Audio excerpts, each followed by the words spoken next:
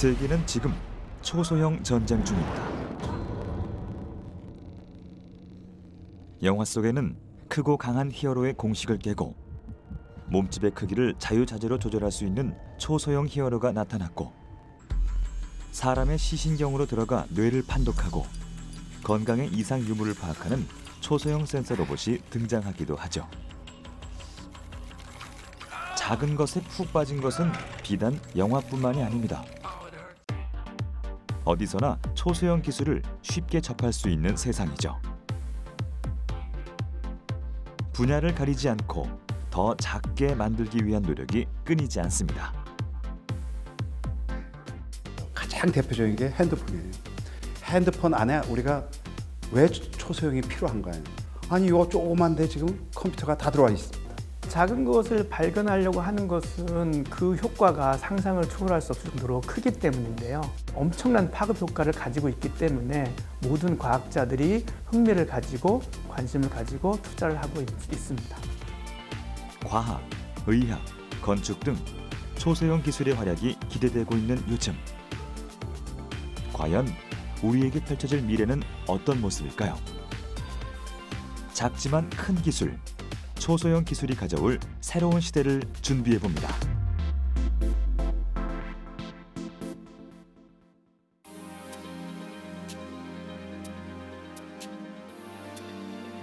형형색색. 아름다운 이 예술 작품에는 숨겨진 비밀이 있습니다. 현미경을 통해 바라본 세포의 모습이라는 점이죠. 태고로부터 인류는 보이지 않는 미시의 세계에 대해 강한 호기심을 가졌습니다. 그리고 16세기에 이르러 새로운 눈을 얻었죠. 바로 얀센이 개발한 최초의 현미경입니다. 인간 스스로의 힘으로 만들어낸 이 기계는 우리가 인식하지 못했던 아주 작은 세계를 만날 수 있게 해줬죠.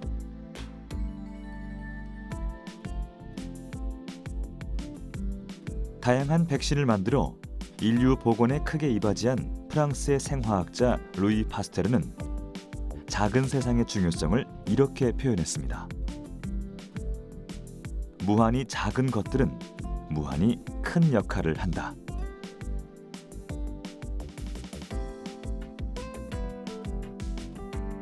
현대의 과학자들은 보이지 않는 것을 제어하고 활용하는 이 무한한 가능성에 매료됐습니다. 그렇다면 초소형 기술이란 무엇을 뜻하는 걸까요? 예, 초소형 기술은 일단 크기가 나노하고 마이크로 스케일의 물질들을 다루는 기술을 총칭하는데, 뭐 한마디로 어떤 기술이라고 하기는 어렵지만 주로 그 나노, 바이오, 반도체, 맴스 이런 기술들을 얘기할 수 있겠습니다. 근데 그들이 다루는 기술들은 일반적으로 그 사이즈가 굉장히 작은데, 우리가 흔히 보이는 반도체 칩들의 사이즈는 마이크로 수준에서부터 가장 최신 기술로는 그 수 나노미터까지 내려와 있습니다. 그다음에 바이오 물질로는 그 단백질, 그다음에 DNA가 나노미터급 사이즈 있고, 그다음에 그 최근에 각광을 받고 있는 CNT도 나노미터급 사이즈입니다. 그래서 이러한 기술들을 다루는 일반적인 그 기술을 초소형 기술이라고 할 수 있겠습니다. 가장 대표적인 게 핸드폰이에요. 핸드폰 안에 우리가 왜 초소형이 필요한가요? 핸드폰 안에 기능이 옛날에는 청색 전화다, 백색 전화다 해가지고 전화기가 있었어요. 그게 요 조그만 데 다 들어와 있습니다. 옛날에 카메라가 얼마나 별도로 있었어요. 여기 카메라 화상도 그냥 질도 좋은 게 지금 다 들어와 있어요. 거기에 TV 수신도 될 수가 있죠. 거기에 아까처럼 진공화처럼 크더란 거 거기에 있는 거를 아니 요 조그만데 지금 컴퓨터가 다 들어와 있습니다. 이것이 초소형이에요.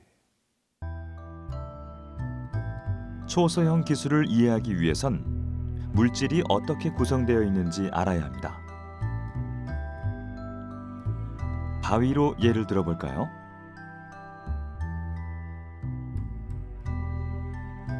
바위가 바람, 물, 공기 등으로 물리적인 풍화 과정을 겪으면 돌멩이에서 모래, 그리고 흙으로 작게 쪼개지게 되죠. 초소형 기술은 나노하고 마이크로 수준의 물질을 다루는 것이기 때문에 그것을 우리가 명확하게 볼 수 있다고 하는 것은 그런 물질들이 어떻게 만들어지고 조합되고 작동되는가를 눈으로 볼 수 있다는 것이죠. 리차드 파인만이라고 하는 분이 1959년에 우리가 알고 있는 앞쪽 머리 하나에 대형 백과사전을 넣을 수 있다라고 하는 것을 필두로 해서 도서관에 있는 모든 책을 카드지 한 장에 넣을 수 있다 이렇게 얘기를 했습니다.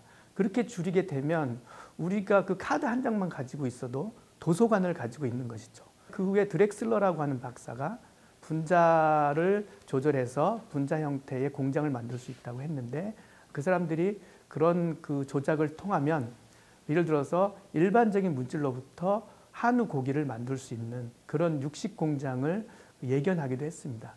따라서 나노 기술들은 이러한 엄청난 파급 효과를 가지고 있기 때문에 모든 과학자들이 흥미를 가지고 관심을 가지고 투자를 하고 있습니다. 지금부터 작은 것들에 관심을 기울이게 하는 놀라운 기술 사례들을 만나볼까요? 미래 식량인 배양육 개발에 열정을 쏟고 있는 한 벤처 기업을 찾았습니다. 최근 글로벌 식품 시장에서 주목받고 있는 배양육. 배양육이란 가축에서 추출한 줄기세포를 실험실에서 배양해 만든 인공고기입니다. 영국의 총리였던 윈스턴 처칠은 1931년 펴낸 수필집 50년 뒤의 세계를 통해 배양육의 필요성을 주장했죠. 그리고 2013년 네덜란드에서 배양육 개발에 성공. 글로벌 식품 산업계가 이 산업에 뛰어들었습니다. 2009년 10월 1일 나눔과 배려를 통한 사회적 공헌기업을 만들어보자는 취지로 출발했어요. 따뜻한 나눔과 배려가 있는 그런 어떤 사회적 공헌기업을 만들어보자 해서 출발했기 때문에 앞으로의 어떤 미래의 어떤 큰 발전을 하기 위해서는 기술 개발이 가장 우선이에요. 특히 어떤 이 바이오 산업 쪽은 굉장히 부가가치가 있는 사업이기 때문에 국내적으로도 굉장히 이슈가 되고 또 우리나라가 어떤 자원이 없는 나라에서 그런 바이오 산업의 어떤 기술을 개발하고 그런 기술을 갖는다는 것은 당연히 기업이 커간다고 볼 수 있기 때문에 당연히 그쪽에 저희가 많이 치중해서 비중을 두고 있습니다. 그럼 전 세계가 배양육에 주목하는 이유는 무엇일까요?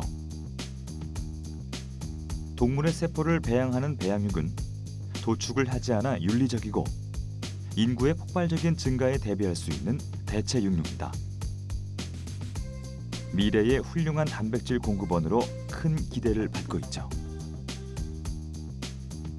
배양육의 가장 큰 장점은 공장식 축산업에서 발생하는 환경오염을 줄일 수 있다는 점입니다. 쭉 진행하면은 지구 환경에도 도움이 됩니다. 왜냐하면 소나 동물을 키우면은 환경오염이 있잖아요. 공해라든지 그 다음에 어떤 지하수 오염들이 심각하게 지금 막 나오고 있잖아요. 그런 것들을 다 막을 수 있어요. 그러다 보니까 세포 배양, 동물 세포 배양이 미래에 굉장히 관심이 있고 굉장히 뜨는 사업이라고 저희는 보고 있고 세계가 다 그렇게 생각하고 있어요. 그러다 보니까 그런 것들을 우리가 가장 먼저 이렇게 시작해서 어떤 기술을 그런 신기술을 가진다는 것 자체가 굉장히 중요하다고 저는 생각하기 때문에 그 분야에 2020년까지 저희가 1,100억 이상의 어떤 연구비를 투여해서 어떤 큰 성과를 지금 저희가 장기적으로 갖고 가려고 그렇게 하고 있습니다. 그게 우리나라의 경쟁력이고 어떻게 보면 벤처 기업이 그게 가장 큰 경쟁력이 아닌가 저는 그렇게 보거든요. 배양육의 기본 원리를 살펴볼까요? 먼저 동물의 조직에서 줄기세포를 추출한 뒤 영양분이 풍부한 배양액에 넣고 성장시킵니다.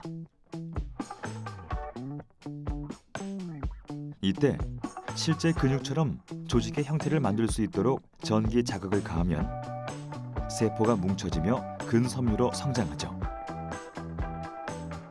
이를 겹겹이 쌓아 실제 고기 같은 배양육이 만들어집니다.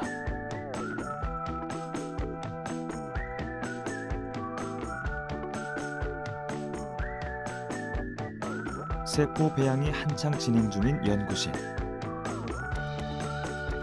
이곳에선 우리 고유 품종인 한우의 배양육을 만들기 위해 연구 중입니다. 그 시작은 한우에서 세포를 추출하는 것이죠.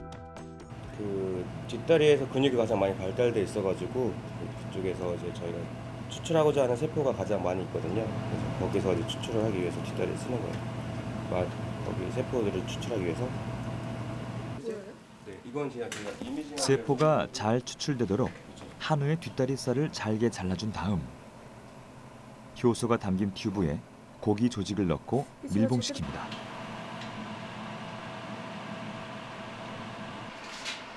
이때 조직에 효소가 닿는 표면적을 넓히기 위해 1시간가량 흔들어주는데요. 이렇게 분해된 조직을 일정 시간 동안 원심 분리하면 근육세포만 바닥에 가라앉게 되는 거죠. 이제 세포를 배양해야 합니다. 추출한 근육세포를 영양분이 가득한 배지에 넣어 성장시키는 거죠. 세포는 일정 기간 이 배지 속 영양분을 먹으며 증식합니다. 이제 고기가 되기 위해 섬유 형태로 뭉쳐야 하는데요.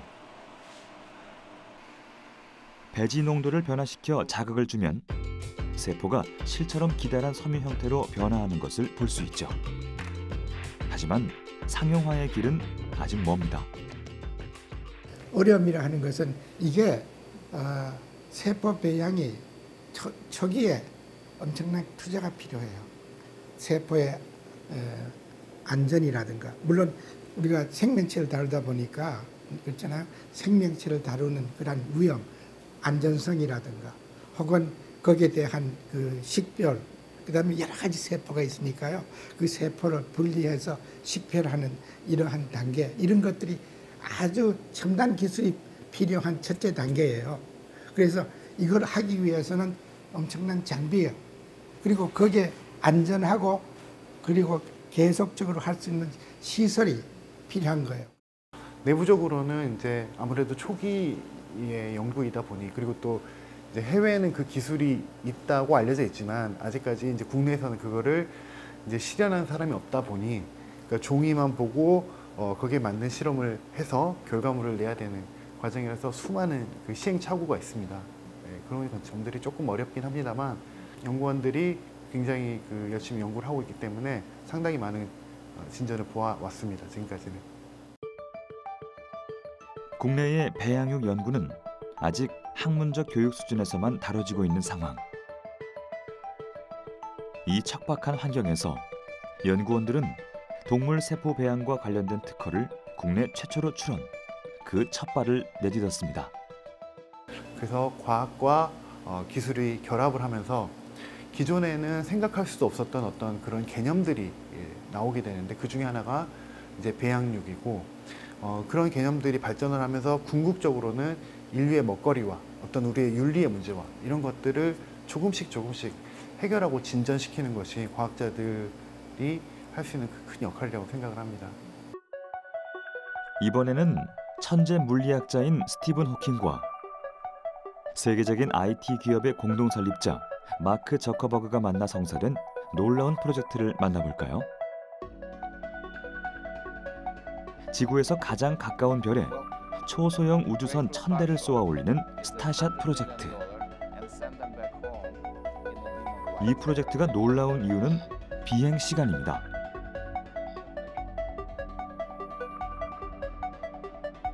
우주선이 성공적으로 날아가면 3만 년이 걸리는 비행 시간을 20년으로 줄여 지구에 전파를 보낼 수 있습니다. 빠른 우주 탐사를 위해 20g의 초소형 우주선을 개발해야 하는 이유죠. 세계 최대의 검색 서비스 기업 역시 미래 프로젝트를 공개했습니다. 그 수장인 앤드류 콘레드에 따르면 나노 입자가 담긴 알약을 삼켜 암세포를 탐지할 수 있는 세상도 멀지 않았다네요. 이처럼 여러 분야에서 이루어지는 초소형 경쟁은 인류에게 다양한 혜택을 가져다 줄 겁니다. IT와 의학, 우주과학은 물론 군사 분야의 초소형 무기 개발은 인명 피해를 줄이는 데 일조할 예정이죠. The pocket-sized black or grey birds, which look like helicopters. 미군의 이 새로운 비밀 병기는 무게가 18g에 불과한 초소형 드론입니다. 성인 손바닥보다도 작은 크기로 적진에 침투해 정찰 비행을 할 수 있죠. 미니 드론들은 사람이 직접 정찰하기 힘든 장소나 위험 지역을 살피는 데 적격입니다. 자동차의 크기도 작아지고 있습니다. 가방에 쏙 넣어 다닐 수 있는 15인치 노트북 크기의 전기 자동차가 등장했죠.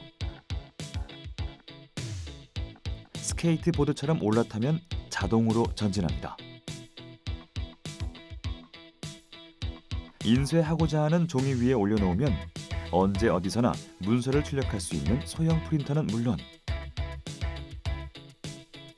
스티커처럼 부착해 사용할 수 있는 폭발물 감지 센서 등 작지만 믿음직스러운 기술들이 잇따라 등장하고 있습니다. 이 모두가 초소형 기술의 산물이죠. 그렇다면 초소형 기술에 주목하는 이유는 무엇일까요? 적은 재료로 더 많은 결과물을 만들어낼 수 있는 초소형 기술.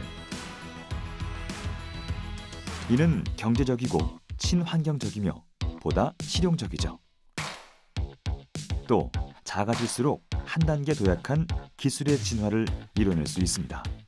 작아진다는 것 자체가 배터리를 엄청나게 적게 쓰는 그런 효과가 있습니다. 그래서 지금 현재 휴대폰이 더 작아지지 못한 이유 중에 하나가 배터리이고 디스플레이인데 뭐 그런 그 작아진다고 하는 것이 현실적으로 배터리 문제를 해결하는 가장 지름길이고, 컴퓨터 같은 경우도 커지면 이 선의 길이가 길어져서 통과하는데 속도가 많이 걸려요. 그래서 빠른 컴퓨터를 만들려면 작아져야 됩니다. 그래서 그런 작아진다는 게 배터리 수명도 적어지고 신호전의 속도도 빨라지고 부피도 작아지고 해서 성능도 높아지고 가격도 싸지고 절전도 가능하고 그렇죠. 2015년 세계 지식자산권 기구는 미래의 경제 성장을 이끌 3대 기술로 3D 프린팅 기술과 로봇 기술, 그리고 나노 기술을 선정했습니다. 초소형 기술에서 가장 주목받는 나노 기술은 미래 성장 동력을 위한 핵심적 원천 기술입니다. 2013년 세계 나노 산업 시장의 규모는 약 1조 달러. 나노 기술의 산업적 영향력은 앞으로 더욱 증대돼 2020년엔 3조 달러에 이를 것으로 전망되죠. 경제적 효과라는 것은 여러 가지로 말할 수 있는데, 우리는 항시 늘상 너트 클래커, 그러니까 호두를 하려면 호두를 자르는 기기가 있습니다. 그게 꽉, 그러니까 저희들은 그 안에 끼어 있다고 합니다. 그러니까 예를 들어서 선진국은 기술 경쟁으로 가지고 밀고 오고, 그다음에 중국 등 인도나 이런 데는 가격 경쟁으로 밀고 오니까 저희들이 갈 데가 없다고 이렇게 하는데, 그런 해법이 아까처럼 뉴테크, 새로운 기술을 거기다 접목시키는 거예요. 두 번째는 자원의 전략이 무지하게 많습니다. 아까 말씀한 것처럼 그 애니악 같은 컴퓨터에 그 많은 거 하면 전기를 얼마나 먹습니까? 근데 요만하게 만들어 보세요. 전기가 별로 안 들겠죠. 그러니까 그것이 경제적 효과가 크다라고 볼 수 있겠습니다. 나노는 흔히 머리카락 굵기의 10만 분의 1로 표현될 만큼 매우 작은 단위입니다. 하지만 나노 기술의 파워는 어떤 분야와 비교해도 절대 뒤지지 않죠. 분자 단위에서 물질을 조작해 새로운 첨단 소재를 만들고 기존 소재의 성능을 대폭 끌어올리는 등 기술적 한계를 뛰어넘게 해줍니다. 과학기술의 진화는 의학계의 지각 변동도 예고하고 있습니다.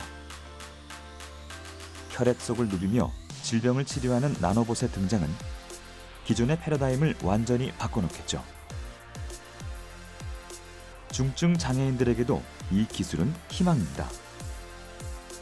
뇌졸중으로 쓰러진 캐시 허친스는 팔다리를 움직일 수 없지만 커피를 마시고 싶다는 생각만으로 로봇팔을 움직일 수 있게 됐죠. 뇌에 이식한 칩 때문입니다. 미래학자인 레이 커즈와일 박사는 나노봇이 질병을 찾아내는 것이 현실화되면 인간은 질병으로부터 자유로워질 수 있다고 예견했죠.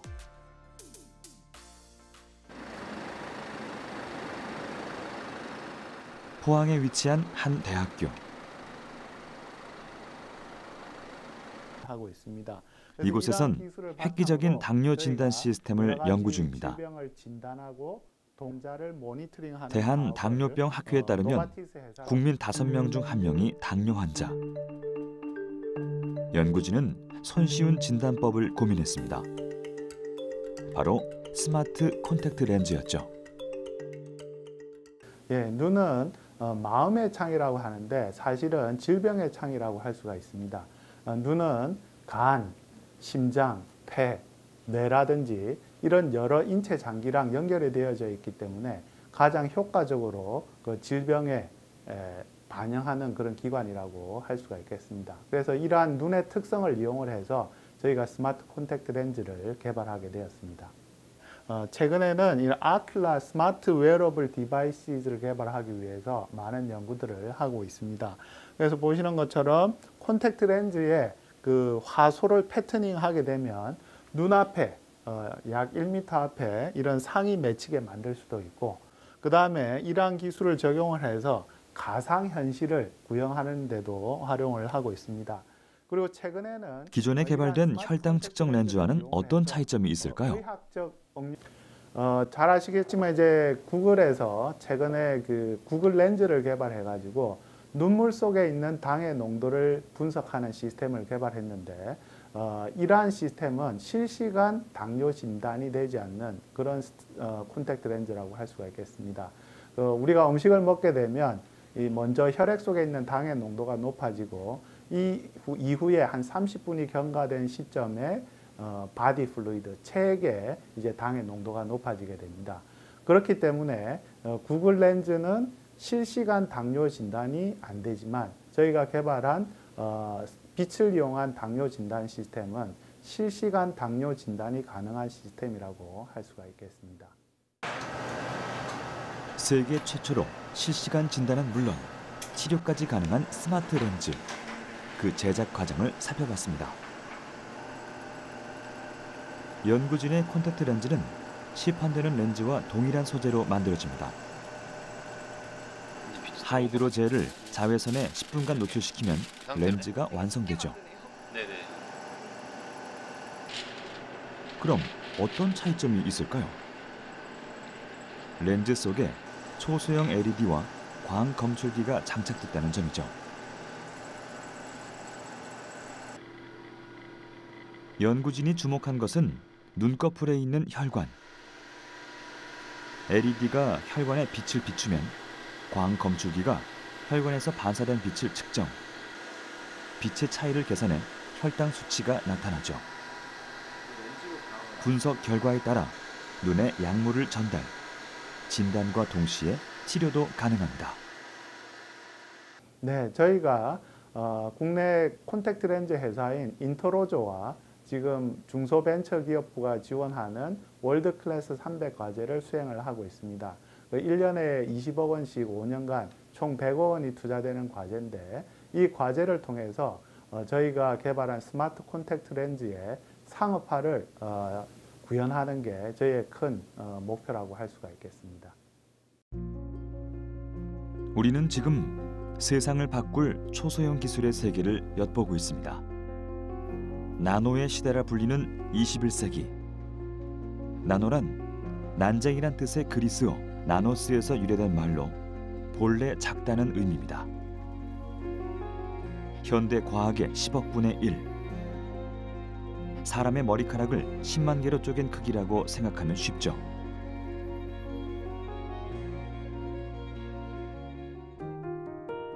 최초로 나노 기술의 개념을 정립한 사람은 미국의 공학자 에릭 드렉슬러. 그는 자신의 저서에서 나노 기술이 산업혁명, 항생제, 핵무기를 합친 것보다 더 커다란 변화를 가져올 것이라 주장했죠. 흑연과 다이아몬드는 같은 탄소 원자로 이루어져 있지만 나노미터의 탄소 원자가 어떤 환경에서 구성되느냐에 따라 그 운명이 갈립니다. 이를 이용하면 무궁무진한 첨단 신소재를 탄생시킬 수 있죠. 값싼 흑연이 다이아몬드처럼 귀해질 수도 있습니다. 흑연을 나노 단위로 재구성해 만든 탄소 나노 튜브는 꿈의 신소재라 불리죠. 사실 나노 분야가 너무 광범위하기 때문에 경제적인 효과를 다 얘기하기는 어렵고 2020년에 한 3조 정도의 시장 규모가 생길 거라고 하는데요.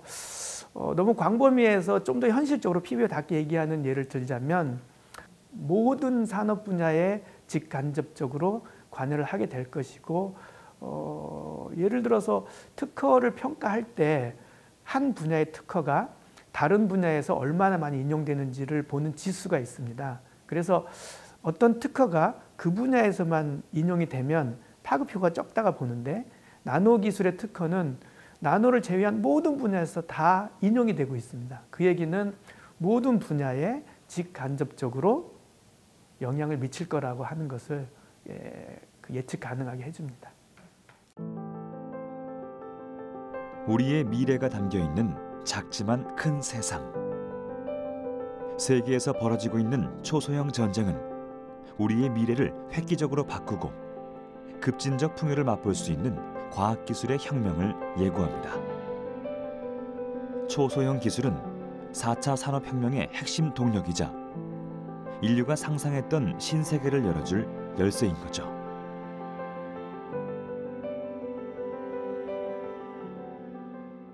어차피 지금까지는 저희들이 나노 기술이 왜 물질을 이렇게 조작을 해보고 뭐 한다 그러니까 새로운 물질을 개발하고 새로운 소재죠. 소재를 개발하고 서로 업그레이드 시키는 게 주로입니다. 그런 예가 지금 이제 CNT든가 그래핀이라는 걸 가지고 지금 저희들이 열심히 노력을 하고 있고요. 앞으로도 또 새로운 물질들이 계속 나오리라고 생각을 합니다. 그런 부분에 가장 크고요. 이거는 실질적으로 어떠한 한쪽의 상품이 다 나오는 분야가 아니에요. 나노테크라는 것은 그거를 전부 다 나올 수 있게끔 보조를 해주는 것이죠. 그래서 융합, 모든 기술에 융합을 시켜주는데 가장 대표적인 게 나노 기술이에요. 그래서 그런데 서포트를 해줘가지고 다른 산업군이 크게 형성될 수 있게끔 그런 부분이 크게 기여할 수 있고요.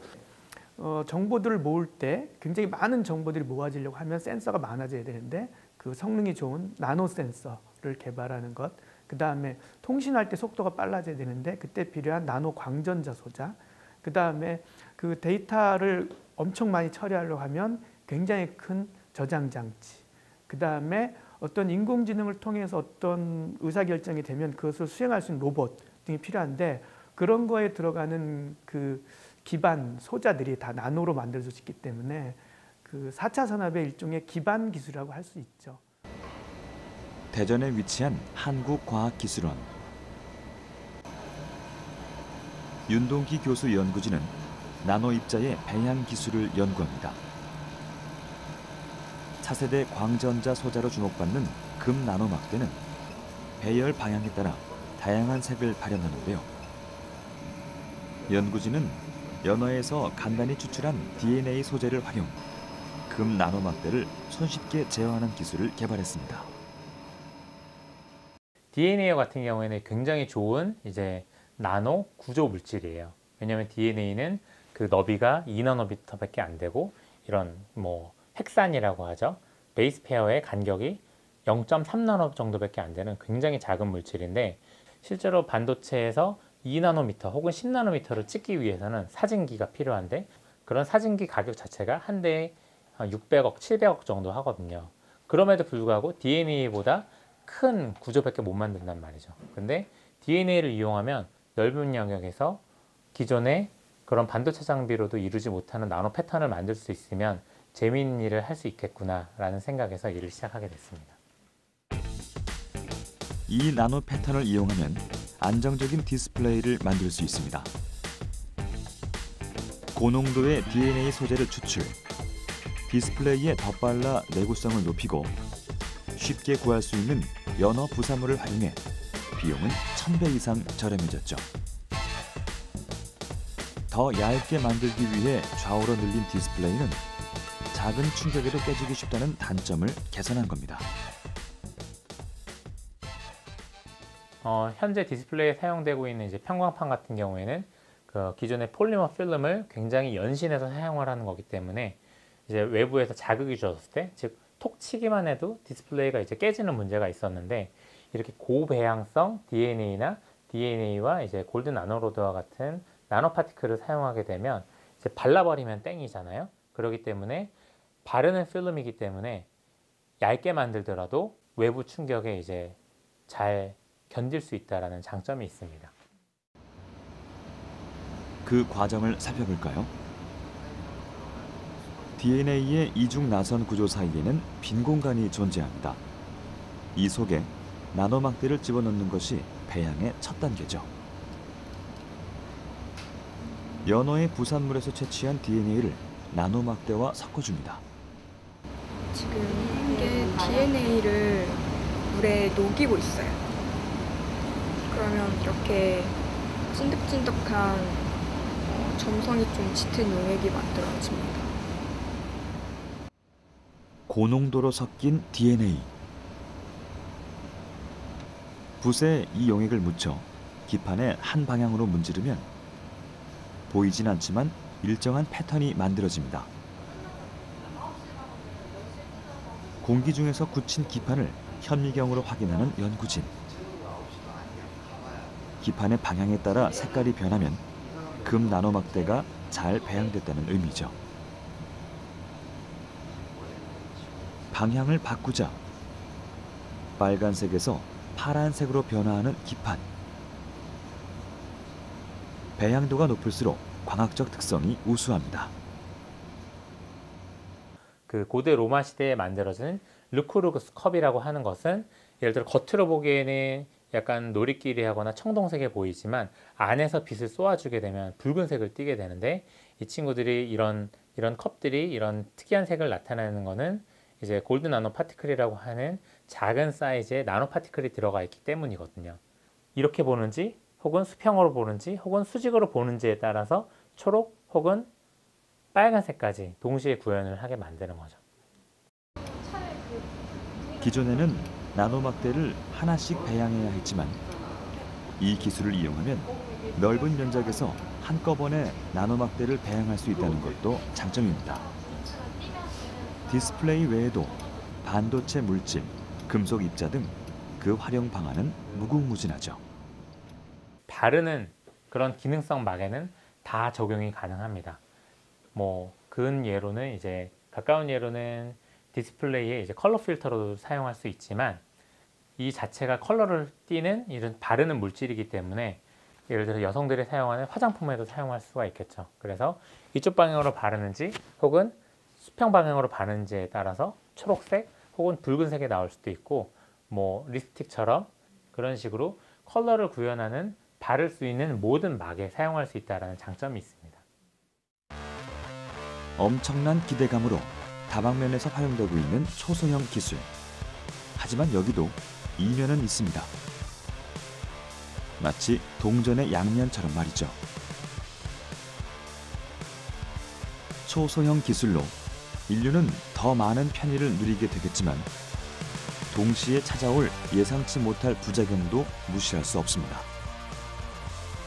눈에 보이지 않는 카메라와 센서는 사생활 침해로 이어질 수 있고, 초소형 무기는 손쉬운 살상과 전쟁으로 번질 수 있다는 우려의 목소리가 들려옵니다. 놀라운 발견이었던 플라스틱이 환경을 파괴하는 골칫거리로 전락한 것처럼 말이죠. 후회할 때는 늦습니다. 새로운 기술에는 늘 그에 상응하는 책임감과 대비책이 필요합니다. 이 부분도 아마 규제를 통해서 반드시 나가야 될 거예요. 그대로 놨다가는 아까 말씀한 것처럼 새로운, 우리가 생각하지 못했던 새로운 쪽에 변화가 생길 수가 있으니까 그런 부분들은 더욱더 엄격하게 통제를 해야 되는데 그럼 통제와 규제를 하는 것이 그것이 아무도 모르는 사람이 하겠습니까? 그 분야에 제일 잘 나가는 사람이 통제와 규제를 가는 거예요. 그래서 우리 같은 경우도 정말 어느덧 나노 분야에 정말 뛰어난 분이 나타나셔가지고 그런 분야에 가서 규제도 하고 담당도 하고 다시 그렇게 못 가게끔 더욱더 개발하고 이랬으면 좋겠죠.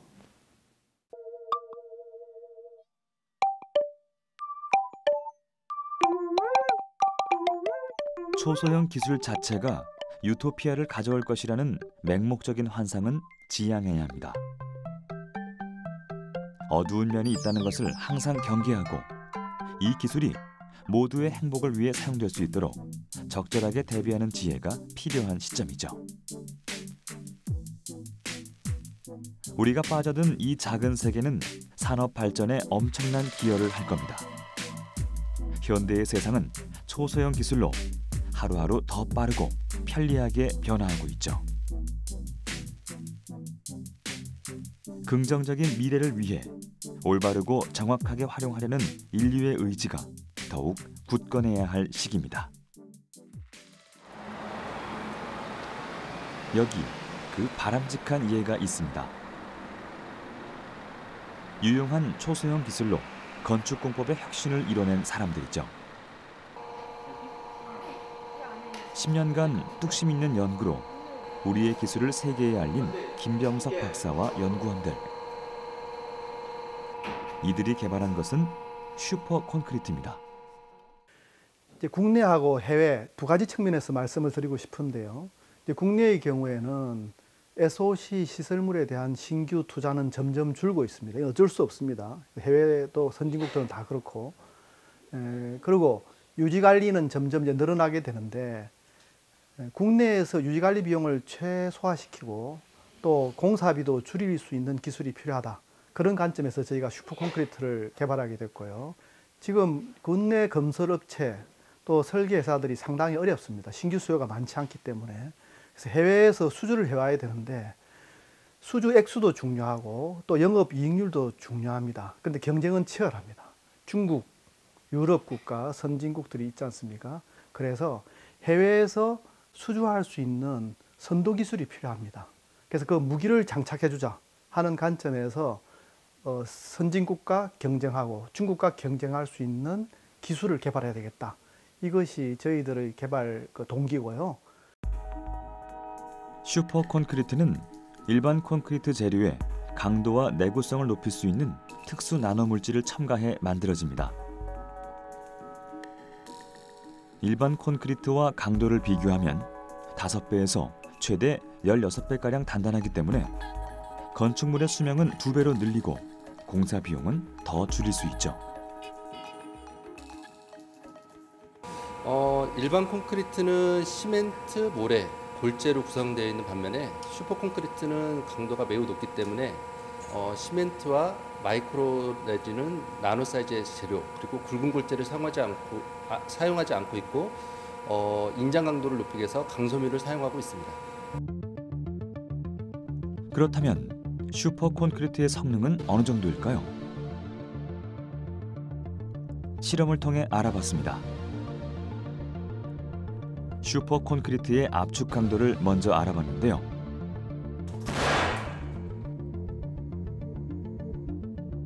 강섬유가 들어있어 잔해가 적습니다. 그렇다면 일반 콘크리트는 얼마의 힘을 견딜 수 있을까요? 빠른 시간에 산산이 부서진 일반 콘크리트. 6배의 힘을 덜 견뎠습니다. 나노 소재를 사용을 하면 아까 말씀드렸지만 강도가 일반 콘크리트의 한 10배 정도, 최대 10배 정도가 양상이 되고요. 그 다음에 조직이 상당히 치밀하기 때문에 외부로 구조물을 만들었을 때 외부로부터 물이라든가 염소 이온이라든가 이산화탄소가 침입이 상당히 어려워집니다. 그래서 구조물의 내구성을 상당히 장수화시키는데요. 그래서 슈퍼 콘크리트로 해안가에 구조물을 만들었을 때 최대 한 200년 정도 수명을 유지하는 것으로 분석이 되고 있습니다. 휘어지는 모습에도 큰 차이가 있죠. 슈퍼 콘크리트는 힘을 받아도 균열만 발생한 반면 일반 콘크리트는 힘을 이기지 못하고 단번에 뚝 하고 부러져 버립니다.